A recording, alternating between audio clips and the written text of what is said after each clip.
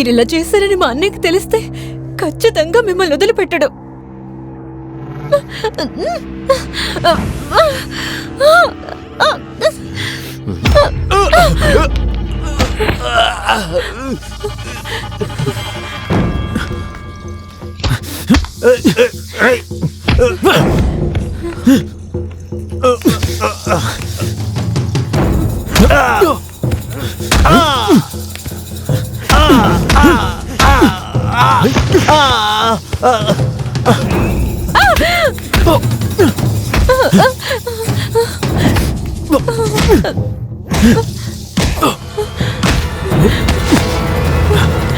పద.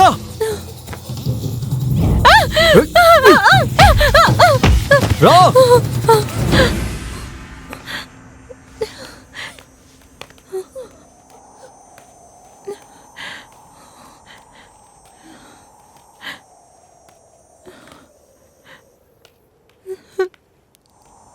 ఊర్లో ఈ విషయం తెలిస్తే రకరకాలుగా మాట్లాడుకుంటారు. ఇలా జరిగినట్టు ఎవరికీ చెప్పొద్దు. జాగ్రత్తగా వెళ్ళండి.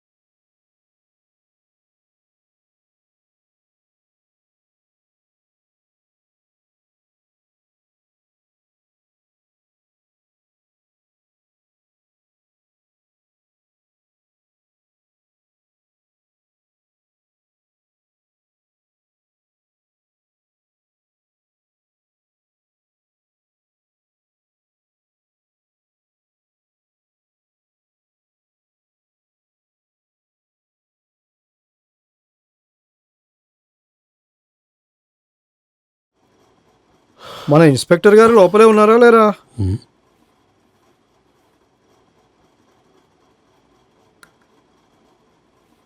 రండి మామయ్య. నమస్తే బాబు. నమస్తే అండి. నమస్తే రండి అయ్యా, బాబు. రండి లోపలికి రండి. ఏమత్తయ్య బాగున్నారా? నువ్వు మాకు అండగా ఉన్నప్పుడు మాకు ఇంకేం దిగులుంటుంది చెప్పు. లోపలికి రండి, కూర్చోండి. మీరు కూర్చోండి అత్తయ్య. అలాగే బాబు. ఇదిగో అమ్మా, చెప్పన్నయ్యా. అత్తయ్య వచ్చింది, టీ తీసుకొని రమ్మా. అలాగే అన్నయ్య. నువ్వు ఒక దానివి, ఎడవ మాకు. ఫోటో చూడగానే కూతురు గుర్తొచ్చినట్టుంది నీకు. వచ్చి అందరూ ఇలా సైలెంట్గా కూర్చుంటే ఎలా? వచ్చిన విషయం ఏంటో చెప్పండి. అంటే అదేం లేదు అల్లుడు, మీ అత్త ఎప్పటి నుంచో బాధపడుతుంది. ఇక్కడితో మన బంధం తెగిపోకూడదనే ఆలోచనతో మా అబ్బాయికి మీ చెల్లెల్ని అడుగుదామని వచ్చాం.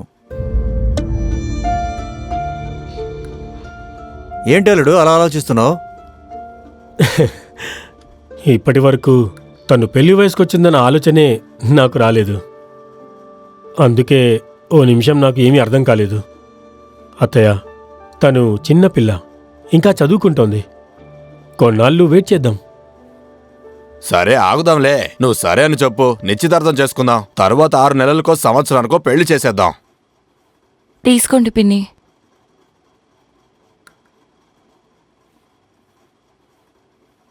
అంటే నేను తనని ఇంకా చదివిద్దామనుకుంటున్నాను. ఏంటి బాబు అది?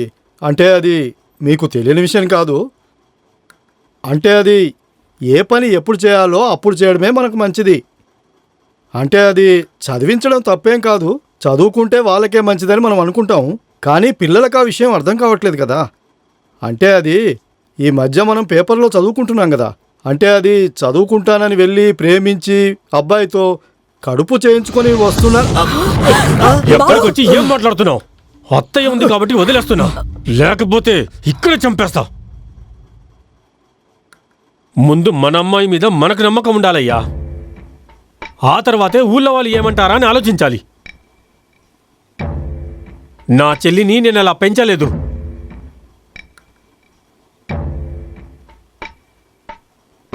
నాకన్నా ఇంకొకడు ఎవడో తనకి ముఖ్యమని నా చెల్లి చెప్తే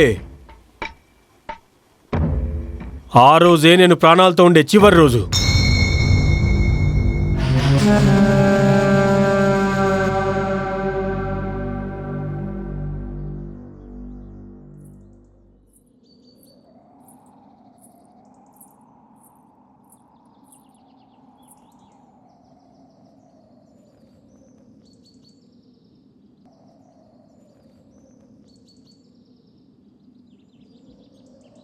త్వరగా నడు, ఏం కాదులే, మావాడు చూసుకుంటాడు.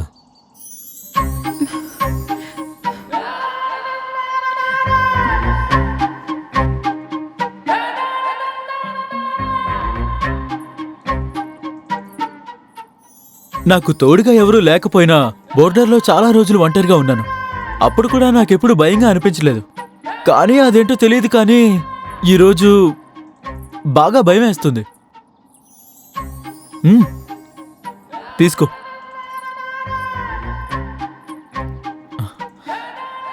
నేను చెప్పినా నువ్వు నమ్మవు. 23 ఏళ్లుగా నేను ఈ ఊర్లోనే ఉంటున్నాను.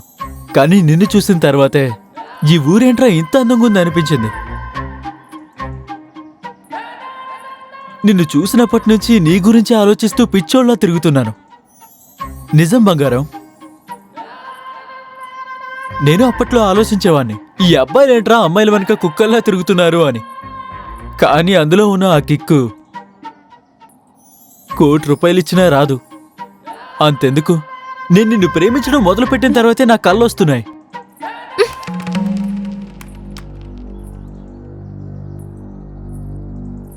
ఆ రోజు మీరు చేసిన సహాయానికి థ్యాంక్స్. అందుకని మీరు చెప్పే సోదంతా వింటాననుకున్నారా? నాకీ ప్రేమ దోమ అంటే అస్సలు నచ్చదు.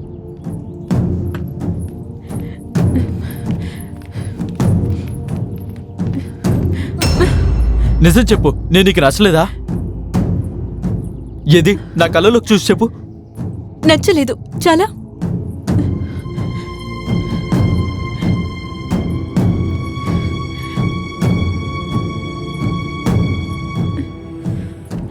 మనసులో ఒకటి పెట్టుకొని బయటకు ఒకటి మాట్లాడడం ఆడవాళ్ళ తత్వం అని విన్నాను. కానీ ఇప్పుడే మొదటిసారి చూస్తున్నాను. ఏమంటున్నారు? మీ అంతటి మీరే మనసులో కోరికలు పెంచేసుకుని ప్రేమించేస్తే నన్నేం చేయమంటారు?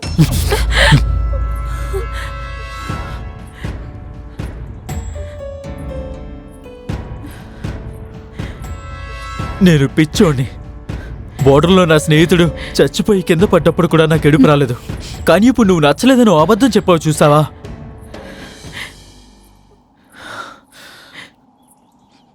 అసలేంట్రా నా జీవితం ఎలా ఉందని నిన్నాళ్ళు అనుకున్నాను. నిన్ను చూసిన తర్వాతే నాకు బతకాలన్న ఆశ కలిగింది.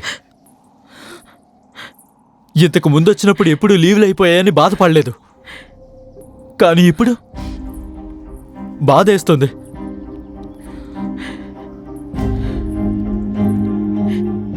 నువ్వు నచ్చలేదా చెప్పినంత మాత్రం కొండ మీద నుంచి దూకో, విషం తాగో, చచ్చిపోతానని మాత్రం నువ్వు అనుకోకు. చస్తే నిన్ను పెళ్లి చేసుకునే చేస్తానే. ఊరికే అబద్ధాలు చెప్తున్నాడని మాత్రం అనుకోవద్దు.